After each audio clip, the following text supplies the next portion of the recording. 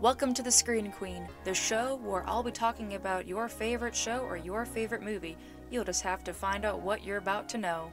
This is your Screen Queen, your host, Samantha Parrish. Hello there and welcome back to the show. This is your subscription to fiction, your host, Samantha Parrish. So when we have certain movies that depict a part of our history, we have some certain films like Inglourious Basterds that goes above and beyond. We have some films like Schindler's List that show us the dark parts. And then there's Apt Pupil. There's no other way to put it. I tried to write this opening in different ways, but honestly, Apt Pupil is just a brand on its own. Apt Pupil came out in 1998 and was directed by Bryan Singer. Yeah, the guy that did X-Men did this. That's still gets to me. This was an unexpected movie to come out in 1998, and what's even more unexpected, Stephen King wrote the novella. Never thought in a million years that he would have wrote this movie, but it's one of the lesser known stories that he's done, as much as there are other stories that we don't know that he did because he did write things under a different name. Still, it's sort of strange that this movie doesn't get enough credit that it's a Stephen King movie, yet this movie is not called a Stephen King movie. It's very underground. And we will get into more details about the differences between the novella and the movie later on in the episode. If you're unfamiliar with the movie, which it's really underground, there might be several reasons I'm going to talk about in this episode as to why it was so underground. If you were to make Apt Pupil today, it could definitely fly with its themes, but back then, in an era where it wasn't as socially conscious as we are today, yeah, you can definitely see why this movie wouldn't fly. Now, before I get into the plot of Apt Pupil, I have to give a warning that this episode is going to contain material of the Holocaust and many other things of psychological warfare that will be discussed in this episode. This episode will be handled very graciously, kind of in the same formula of how I did the Nightingale episode, where I will try to use different words, but I might just have to just say it the way it is, so please bear with me during this episode as we dive into a movie that isn't as heavy as it appears, as the way it tackled a certain subject with a very good grace. You know, weird to have to give a Nazi movie the credit that it handled things with grace, but still, it's still heavy material nonetheless. So with that said, here's the plot of Apt Pupil. The plot of Apt Pupil follows a soon-to-be high school graduate, Todd Bowden, as he has a very keen interest in his German neighbor. He goes over to his neighbor's house and he says everything. He puts it all on the table and just goes, "Hey, I know you're a Nazi war criminal." It was pretty ballsy for a young boy to say he did his homework and found out this part of his neighbor's life that was trying to stay hidden, and knows that his neighbor does not go by Mr. Danker. It's a made-up name, and his real name is Kurt Dussender. And naturally, with all cards on the table, the young boy said that he will keep the secret safe if he is told the stories of what happened in the Holocaust. So he's blackmailing his Nazi war criminal neighbor into stories, but at the same time, he's blackmailing a Nazi war criminal. Someone that knows how to kill someone brutally and relentlessly. So thus begins the social chicken war. How is the boy gonna blackmail the Nazi war criminal, and how is the Nazi war criminal gonna blackmail the boy? In the entire movie, we see how one person is trying to get back at the other person by playing these social chicken games of wondering how far is the other person going to go, and will the other person slip up and their real intentions are revealed. It's like, hey, I got a lot of everything to lose, you have everything to lose. Looking at the perspective of it being a soon-to-be high school graduate and a man that has done despicable things in the past. They both have everything to lose, and one person can easily take it away. The boy will never have a future, and the Nazi war criminal can never escape his past, and also will never have a future. So you see how everything goes back and forth in this teeter-totter, where it's just going rapidly up and down for the tactics that these two people do to each other. It's a very taut thriller that will keep you guessing until the very end. But this is a movie that definitely didn't bite off more than it could chew. There are some aspects to learning about what happened in that time period in order to know all those details of what we weren't taught in the classroom. I have a lot of friends that are interested in Holocaust movies because they do want to know the things they never learned in the classroom, and to see this as like a psychological approach to it. So they have a healthy approach to it. You could take this movie and do a Venn diagram of which character is more evil than the other, because really, the core of the movie, the way that I define it, is how can one bad guy outdo the other bad guy, and is watching this bad guy competition go back and forth. There are other, like, psychological approaches to define this film, but really, in a nutshell, that's what it's about, because there's no redeeming good, central protagonist. You have secondary protagonists, but your main two characters of the film are not your protagonists. They're both antagonists. And it's not the first time that we've had a film where you follow two antagonists, but not in the way that Apt Pupil does it, with the dynamic of a younger person and an older person doing these social chicken tactics on each other. But me personally, Todd is the most evil character. That sounds a little leaning, considering, well, you know, the Nazi war criminal, that's your bad dude. But when I was rewatching this movie for the episode, there's a line that Todd said that just really put it in perspective for me, for knowing the dramatic irony of how evil he is. There's a scene where he's got to keep up appearances, and his parents want his neighbor, Mr. Danker, to show up to dinner, and he's sitting there and he's bored out of his skull. And you know why he's bored out of his skull, because he doesn't want this. He doesn't want to keep up appearances. He wants his Holocaust stories. And he hates the fact that Mr. Danker is enjoying all of this buddy-buddy schmoozy to keep up appearances.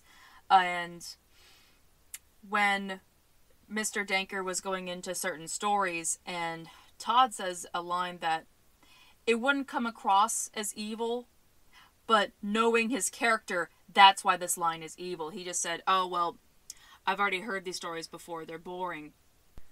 Todd said that so casually, and it's alarming to know the true reality of what's behind that line, that we know why he says it's boring, and it's such a calm demeanor for the fact that it's actually one of the most malicious lines, for the fact that this is how far gone he is. He wants something more extreme. He doesn't like all this nice chit-chat stuff. This guy has got a dark mind. And no one knows it. That's, Sociopath 101, baby. The things that some of these very, very dangerous sociopaths can do to cover up their maliciousness. This is just one of the most clear-cut examples I've ever seen in a movie.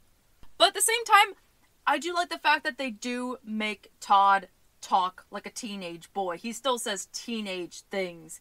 He talks about girls, and if he's going to go out with the girl Becky for some things that he'll commentate about the Holocaust. Like, he says it in such a teenage way that it's like, dang, it's kind of weird to have to hear a teenage boy say it, because you would never hear that. You hear something you never thought you'd ever hear someone say when he is talking to Mr. Danker about the Holocaust stories, and he does say that it's affecting him, and he'll say, like, all those stories you say to me, like, it's fucking up my grades, I can't sleep at night. It's like, God, yeah, sorry people died in a war, buddy.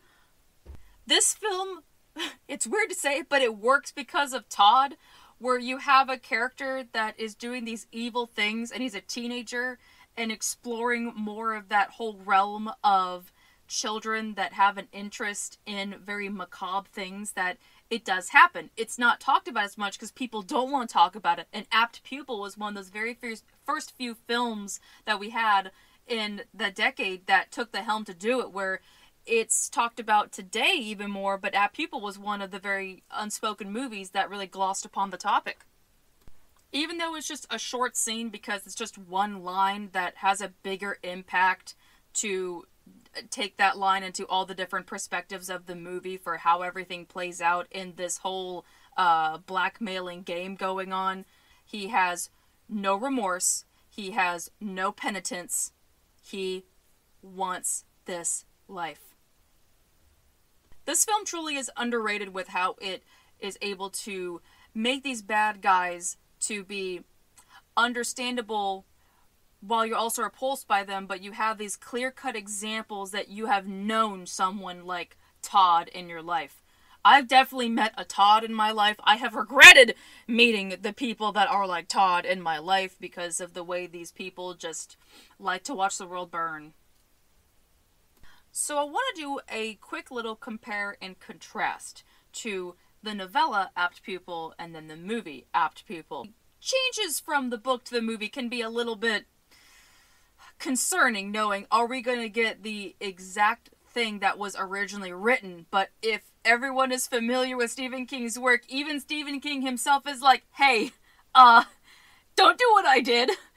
I don't know what I was thinking. He said that for many of his books that he goes out of his way to change his original ending, so that way it kind of gets a lighter ending than the way he originally wrote it, as opposed to just dumping all the darkness on us. And whoo boy, is Apt Pupil dark! And I mean, Stephen King has written his fair share of dark stuff, like the It series and Carrie, Misery, but this right here, you won't believe how dark it goes. So the first compare and contrast has to do with one of the female characters in Apt Pupil. There's a girl that's interested in our main character, Todd. And it's like, God, girl, run away, run as fast as you can.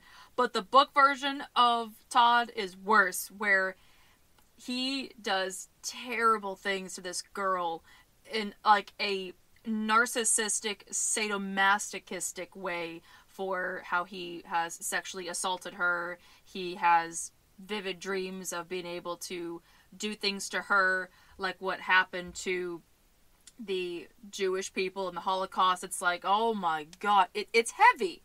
That could have very well been in the movie, and they did kind of have that, but they had it more for the fact that the Holocaust stories were starting to affect him, where he's in the shower after gym class, and everyone in the shower is bald, and some of them are old. There are some characters just looking aimlessly at him, where it's like, okay, alright buddy, like, you got what you wanted, you want to know more of the stories, well, this is what happened.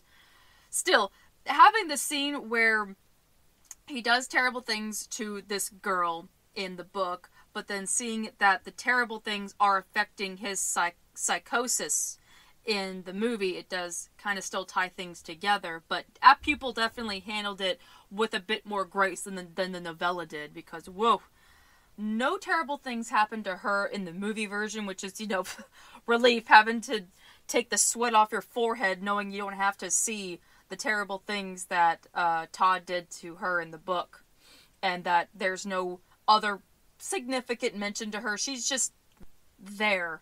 She doesn't have a significant amount of character, but you have enough about her that she's associated with Todd, and you kind of question, like, dang, is he gonna pursue his relationship with her? And he has a focus somewhere else, so it does kind of tie together that he's so immersed in learning about the Holocaust that he doesn't even want to have this girl around, but he also feels like he's got to be macho honcho and have this girl around so that way he can keep up his own appearances. Now, Let's talk about Mr. Denker. I should not be clapping for the fact that I'm talking about a very awful character. It's about as awful as Todd, but shit, I gotta give credit where credit's due. Ian McKellen knocks it out of the fucking park with this movie. Oh my god, like, I don't get too much into Ian McKellen, and it feels kind of strange to say this, but he's a guy that plays villains, but he's not a typecast villain. I don't know if anyone else has noticed this, but with the way that he's able to play a certain bad guy, he doesn't play the same bad guy, and he doesn't always play certain good characters, bad characters. He plays a very unique good characters and bad characters that make it stand out to know, yep, that's an Ian McKellen character. Not a bad guy, not a good guy. That is the way that I define it. I haven't seen a whole lot of his movies. I watched him in X-Men, of course, and then knowing the fact that this was before X-Men, I'm like, oh, now I know why you were in X-Men, because you had already worked with the guy, so you were already familiar playing bad guys in Bryan Singer movies. But then again, he's playing Magneto, so it's a different ballpark. But still, it's cool to know this was the first taste of seeing him as a bad guy before Magneto. It's a pretty cool thing on the timeline. But I sat there watching this movie again for the second time, just going, this is the man that would play the candelabra in Beauty and the Beast. What? It's nuts. I shouldn't be laughing about that, but it is impressive how he played Mr. Denker. The way that he plays these games, that he's enjoying this whole sport of being able to do a mind game with this young child that kind of presents a wonderful opportunity. Like, oh, you're going to blackmail me? Well, two can play at that game. Even though you don't know a whole lot about Mr. Denker, you can definitely tell from the beginning scenes that you know his whole life before you saw the movie. But in the same dinner scene where he's having dinner with Todd's parents and he's just talking about these stories as if they've happened because they never happened, because he's a liar. But to see, it's very easy for him to be charming. He's been doing this for 40 years to escape the criminal investigation so they can't find out that he was one of the people during the war that did not get persecuted for his crimes. Ian McKellen is just a fucking presence in this movie with the way that he has played this Nazi war criminal. There are other characters that we've had. I mean, Hans Landa, he's up there. I love me some Christoph Waltz, but when I saw Apt Pupil, I'm like, oh my god, I didn't think I'd ever have to think that someone could be on the same pedestal as Hans Landa. Like, that's nuts, because I love a good bad guy for what they bring to us, for how we're fascinated by why they're a bad guy. I've said this in my Silence of the Lambs episode, that you can like a bad guy as long as you don't endorse and why they're a bad guy and their habits, but to know it's a fully fleshed out villain character. And it's kind of painful to see that Ian McKellen's portrayal of Mr. Denker is very much under the radar and needs a lot more recognition. I mean, shit. I know Ian McKellen does a fantastic job in, what was it called? Magneto and Lord of the Rings and Candelabra from Beauty and the Beast, but this one just, got swept up into the 90s and never really got to have its praise for how it was able to take dark material and not feel like it was biting off more than it can chew. You're going into a character that's a Nazi war criminal, and damn, Ian McKellen did the best performance of his career. Not the all-time best performance, because he's done other stuff, but this is one of those that he carried with such panache to be able to learn about this character without having to feel that we're endorsing his character. Because it's so easy to be charmed by his villains, but he knows how to turn the charm on and off for certain characters that he plays. He's a very great actor. I wish I could watch more of his movies, and I probably need to.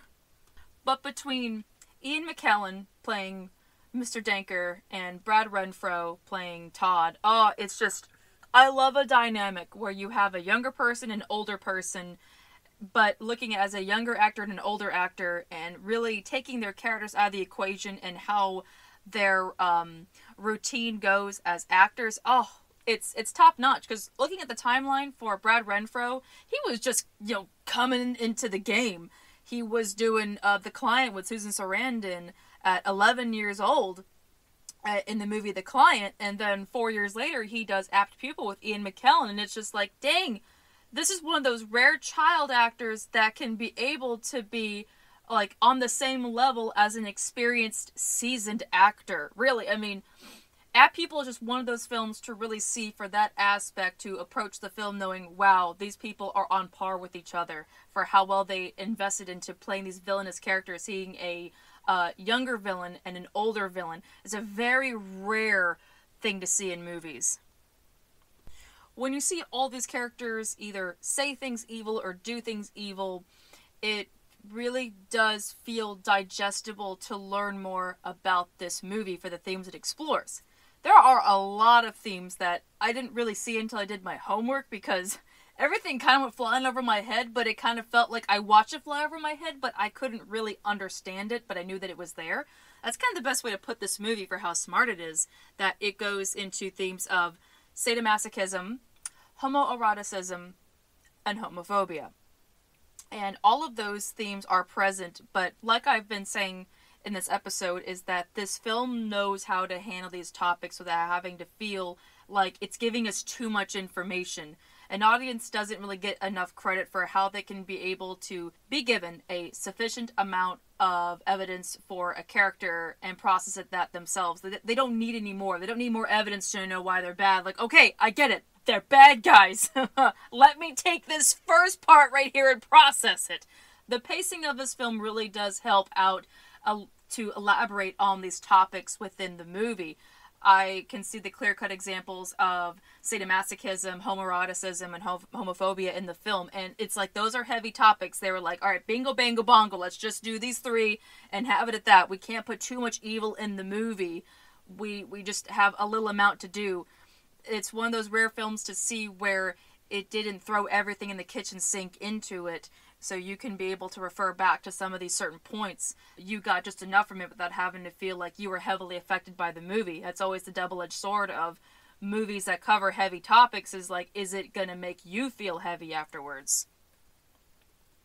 But the heaviest moment of all is the last part of the movie. Now, this is a minor spoiler, so I'll put a timestamp in the info box if you don't want any spoilers, but this last scene really does bring it on home to having a movie that has brutal moments without having to be physically brutal. In compare and contrast to the book that was very brutal every step of the way, but you only had violent moments at the times that there were supposed to be violent moments. It just wasn't thrown in there. That's the one thing I love about this movie, is how it was able to just balance everything out, so we didn't feel like we were just watching nothing but violence. It could have been very easy to make a movie like that, especially knowing in the book that Todd murders his teacher. There's a character in the movie that is your only soul of hope, the only bright shining thing, and that is the character Edward French, played by David Schwimmer. Okay, now, before I talk about the difference, let me explain David Schwimmer in the movie. As much as I love seeing the back and forth banter between the bad guys, David Schwimmer stole the fucking show for me. I've only ever known him as Ross from Friends, and then when I watched him play Rob Kardashian in The People vs. O.J. Simpson, I'm like, can the pivot man be able to pivot into that? Like, how's that gonna work? I've only ever seen him in comedy. He was a fucking germophobic giraffe, for fuck's sake! Knowing this was during his time on Friends, it made me completely change the way I thought about him. And when you watch him in this movie, it will make you change your mind about him and seeing him differently than the way that we've known him as Ross from Friends.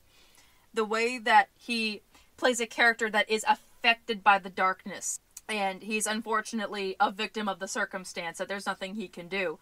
But God help him if he tried. He's one of those good souls that unfortunately can't do anything but walk away knowing that he's met pure evil and there's nothing he can do about it. So in the final part of the movie, Edward French approaches his former student that he tried to help, and then finding out, oh my god, my student was involved with a Nazi war criminal, and I 100% believed that that was his grandfather, and he is prepared to go to the authorities and take away Todd's graduation and have the truth be revealed. And Todd, in turn, being the little sociopathic son of bitch he is, he says, you do that, I'm going to tell them you're a pedophile. Because he spelled everything out for him. He's like, you're divorced, you're around kids all day, it's so easy for me to blame you, and they'll believe me over you. If you watch closely at David Schwimmer's expressions, it's like 5 expressions rolled into one, with confused, terrified, mortified, disgusted. You see him processing his emotions to be absolutely terrified of a child. Now, with the way that Apt Pupil ends, with the fact that we know that Todd is going to do whatever the fuck he wants until something intervenes and stops him. And it's a bleak note, but it sounds a lot better than what happened in the book. Trust me. The book ends on such an awful note that it makes you grateful that you ended on a bleak note in the movie. Now, before I give that detail of the last compare and contrast, I gotta give a heads up that it does deal with the topic of gun violence.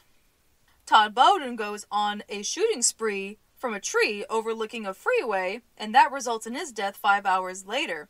And from what Bryan Singer, the director, said, is that he felt that he was unable to accomplish Stephen King's ending. I don't like what Bryan Singer said, just heads up. He said here, I told him the ending reads so beautifully, I could never match up to it. I would have killed it. In a weird way, I'm glad that Bryan Singer was, like, dissatisfied that he couldn't make the ending violent. It's like, hey, you have this film that goes so well with having psychological warfare mixed with the sprinkling of violence, so that way we can be able to understand the psychological warfare better. If we had that ending of Todd shooting people on the freeway, oh my god, no, that would not go.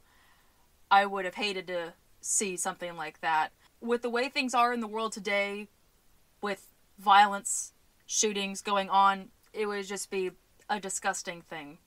And it would have ruined what paved the way to show these examples of sadomasochism, homoeroticism, homophobia. It just works on its own without having to be too heavy to be socially aware, but just giving us the cusp of social awareness of these certain topics. But I think I also speak for the fact that no one wants to see shit like that, especially in this day and age today, where we hear about violent acts happening every day, and knowing the people we hear about, like that's someone's son, daughter, mother, father, brother, sister, uncle, best friend, when those people are taken away from life.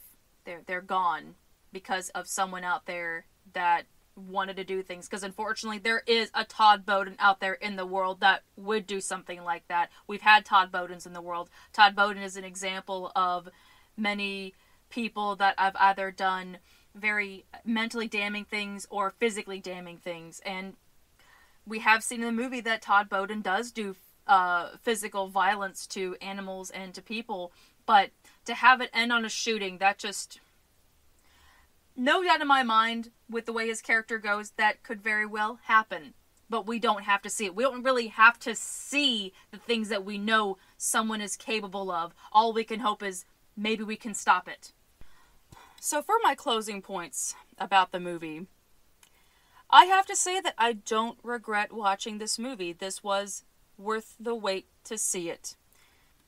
For lack of a better word, this film was very compelling, but it wasn't endorsing. And that's a fine line in creating films where your angle is having two of the worst human beings. You have one that's quite literally messing up his future by learning about the horrors of the past, and then you have another guy that ruined the past, essentially, became a part of the worst parts of our history, is trying to run away from that. Apt Pupil might be a heavy movie, but there's no denying that it's a very smart movie for the way that it was able to tread upon these very heavy topics without having to feel like it was endorsing into this. It's so easy to make villains to the point that it makes you feel like, why are you justifying your actions? Their actions are not justified. This could have been so easy to make this film insulting to what happened in the horrors of the Holocaust, but it didn't. The film echoes to a time period, but it didn't abuse the history of that time period. This is definitely a film that graduated on how to present a heavy film in the right way. And that is officially a wrap on Apt Pupil. Case is closed. Class is dismissed. This episode was a lot heavier than I anticipated. It's funny how I knew what I was getting into watching this movie, and yet I had no idea what I was getting into when I was recording the episode about this movie. I didn't expect to talk about some of the heaviest parallels that we have in our society right now, and even though Apt Pupil is not really one of those controversial films because, like I said, it played its cards right, but it's still a hard thing to have to know that there are Todd Bones that exist in the world, and as much as we're doing what we can to stop that with what good we put into the world, it's still hard knowing evil exists out there, but it's also comforting that good also exists out there too. Whew. Okay, so before we find out what the next episode is going to be on the Screen Queen, I have an announcement to make. But if you'd rather just go ahead and just get to the good part, I totally understand. I like to skip to the good part too. I have a time code in the description box, so you can just go ahead and skip ahead. No problem. I got you, boo. So, I have some exciting news. I am going to an author fair on the 5th of February, and I get the opportunity to talk about my book, Inglorious Inc. American Dream Scheme, and present part 1 and part 2. And this is just an amazing opportunity because I haven't had the chance to go to a venue that I can properly get my book out there in the world, especially to get it to a place that is filled with book lovers. It's very tough on the internet. It's just like putting like a needle in the most giantest haystack in the world. So, I am just absolutely excited to have this opportunity that I've been needing as an author. But with that said, there's a lot of preparation that's going to be going into that day, and I'm taking a week off from the show, so there will not be a new episode for Trailer Time, and there won't be a new episode next Sunday. And I appreciate those out there that understand the time it takes for me to do these episodes and the time I have to take away from doing these episodes. Thank you so much for understanding. And with that said, we're going to find out what the next episode is going to be on the Screen Queen for the Valentine's Day series. Okay, I got one. Oh, no, I got two. I just need one. Come on.